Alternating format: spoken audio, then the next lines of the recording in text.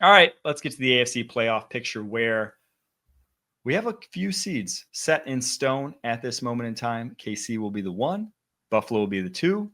The Chargers will be a wild card. The Steelers will be a wild card, or will have made the playoffs. Ravens have made the playoffs.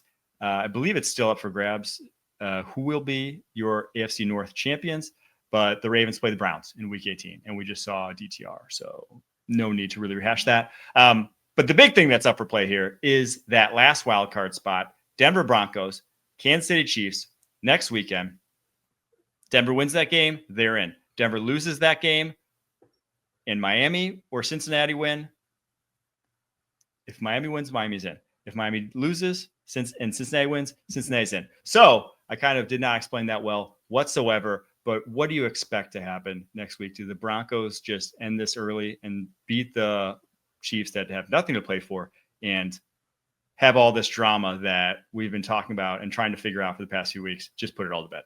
Well, I'm sure that once most people are listening to the audio version of this, the Week 18 schedule will be out. I will not be surprised if the Broncos, Dolphins, and Bengals are all playing at the same time, because the NFL loves to do their they don't want you scoreboard peaking. They don't want games to be over earlier. They want to keep everyone equally motivated. Now, again, as a Bengals homer, I would love to say the Bengals are going to make the playoffs, that the Dolphins are going to lose to the New York Jets. And you know what? Maybe if it is Aaron Rodgers' last hurrah, maybe he has that getting on his horse and leaving on a high note and throwing 4 touchdown passes and having a game he hasn't been able to have with the New York Jets. So I think that's going to happen. Probably not, but it's Aaron Rodgers. He has a lot of pride. So I'm not going to count the Jets out. It's really the Chiefs-Broncos game. It is the Chiefs, as you said, they have clinched number 1 seed. They have absolutely nothing to play for. But I do think there's a conundrum there, because if you sit your starters, that means they will go from December 25th to January 18th if they play that Saturday game without playing a game. That is a long stretch of time. And now I know you get fresh, but that freshness can turn into rust. So I'm not sure Andy Reid is going to bench everyone. Patrick Mahomes is not going to play. There's no way you're going to risk his health. But I think you maybe will see a couple guys that a lot of people think will be benched. And then also Carson Wentz, he has a lot to prove. I don't think he's going to go out there and throw 5 interceptions. So if I had a choice of backup quarterbacks to be trying to win this game, Carson Wentz would be pretty high on my totem pole, because I think he is going to want to win and prove that he can still play in the NFL. So I think the Broncos get the spot, but I think the Chiefs-Broncos game will be a lot closer than most people think. I love that. Just hearing you talk about it all, you didn't explicitly say it, but it was definitely a Bengals lens. I heard the tilt was they could lose also, and then the Bengals could win. Could all very much happen. Then the Bengals could also lose to the Steelers next week. Unfortunately, that's happened to themselves before. But I do think that, one, I think the Broncos do win. I agree that just they have so much to play for. Chiefs nothing to play for. That's always a situation where in the NFL, such a physical game. And we saw so many games this week with the teams that had nothing to play for just got their ass handed to them. Usually more often than not, the team with something to play for at the end of the season wins those games. But I do think there's a very good chance the Dolphins lose next week. One, because Tua didn't even play this week. And we saw that offense look like, what that offense has looked like all season long without Tua. And so if he can't go next week against the New York Jets, they will not move the ball in that Jets defense. Even if he does go, it's a cold weather game in New York, which has been Tua's kryptonite over the years. So that is no easy one. Unfortunately, though, I think it's too little, too late. Week 1 is when they should have beat the Patriots for the Cincinnati Bengals. They'd be already in the playoffs. Let's get to the NFC, where Minnesota, as it currently stands, 14-2, is your 1 seed at this moment in time. But obviously, Detroit has something to say about that.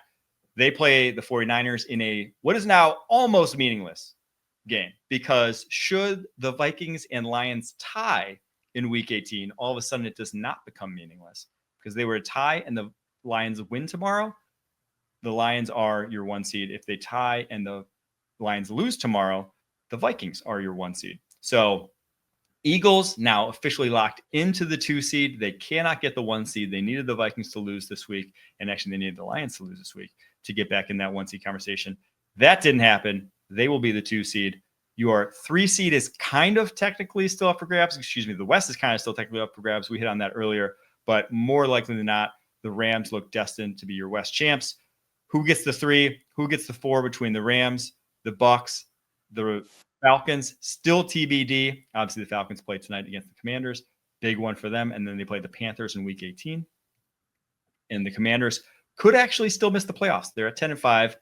If they lose to the Falcons this week and lose to the Cowboys in week 18 and the Bucs win next week and the Falcons win next week as well, Washington will be headed home. So do we anticipate from this map right here that we see on our screen, do we anticipate any movement from that order? The Commander scenario is interesting just because it's not completely implausible.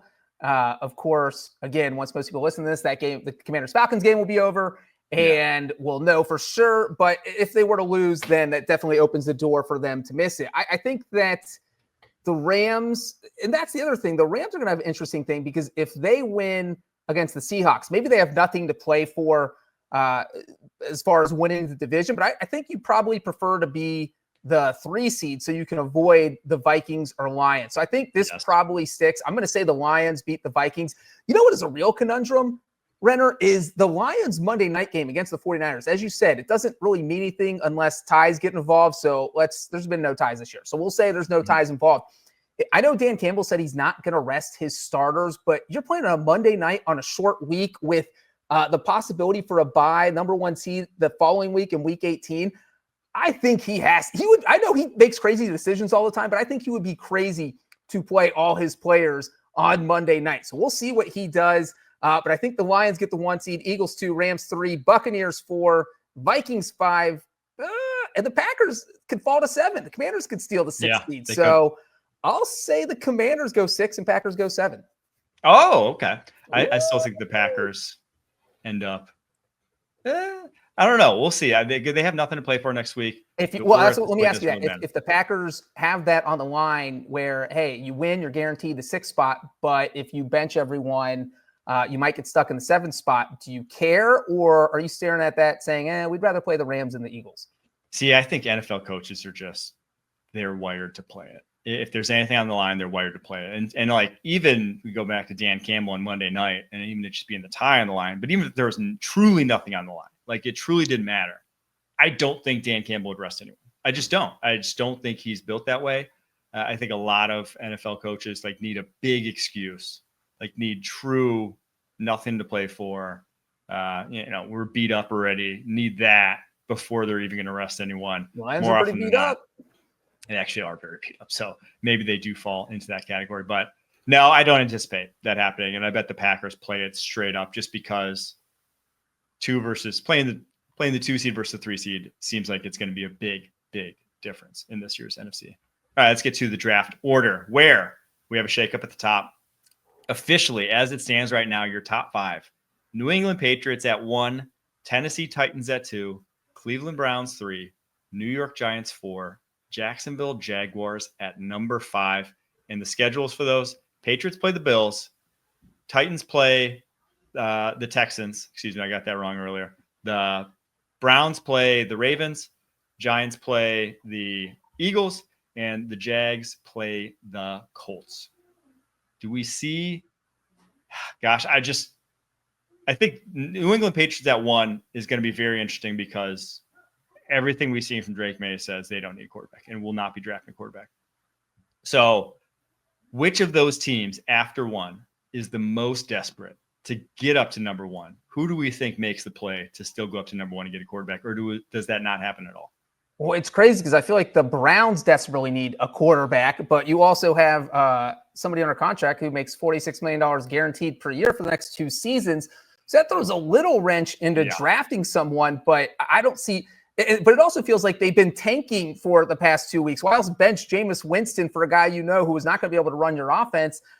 We mentioned DTR multiple times already. So I feel like the Browns are almost a lock to lose, but I think it's if the Patriots lose, they get the number 1 seed, which is going to be interesting because we're going to have a lose-off. You're going to have the Bills playing for nothing, and the Patriots also want to lose so they can get the number 1 pick. But the thing is, I think Drake May, you throw your rookie quarterback out there, he's not going to want to lose. He's wired to win. So I am going to say that the Patriots win, and so do not get the number 1 pick. But that doesn't hurt them as much as it would the other teams because they don't need a quarterback. So who is it? Browns or Titans? The Titans play the Texans? Yeah, who also have nothing to play for. So they'll Nothing probably be benching their starters. Oh, man. Oh, let's give the number one pick to the Browns. Cleveland needs it. They need something right now. Yeah, and I think that's the team that if I were to say should make the move, I think they'd be the perfect team to do it because I just think they're too good, right? They were in the playoffs last year, right? They were, and that was with Joe Flacco and with Deshaun Watson playing so horribly. And as soon as Jameis Winston came in, they beat the Ravens. You know, like this is a team that like has talent at so many different positions and still has a little bit of a window here. And yeah, they're in just the worst cap situation because of Deshaun Watson, and they're trying to make some cap magic by pushing even more money, even further out with it to spread it out so they can try to win games sooner than later. And because of that, they're not going to be back in that quarterback mix. So it'll take from 3 to 1. It'll take some picks. It'll probably take somewhere in the neighborhood of like maybe a future first. But if you're the Patriots, I don't think they want to move down too far themselves because they want Travis Hunter. You want a guy who's like a rare, special crossover wide receiver / cornerback. Like you don't want to move down to number 8 in this year's draft or someone like the Raiders and do a deal that, you know, the Bears did with the Panthers, because I think there's not that many blue chip guys that you're not going to be trading down that far to get one. So it'd be very interesting to see play out. But yeah, we have the weirdest week 18 on tap for you guys because it's just going to be teams that don't care about winning, playing teams that are actively trying to lose. And that's just a interesting spot for NFL and NFL teams to be in my opinion.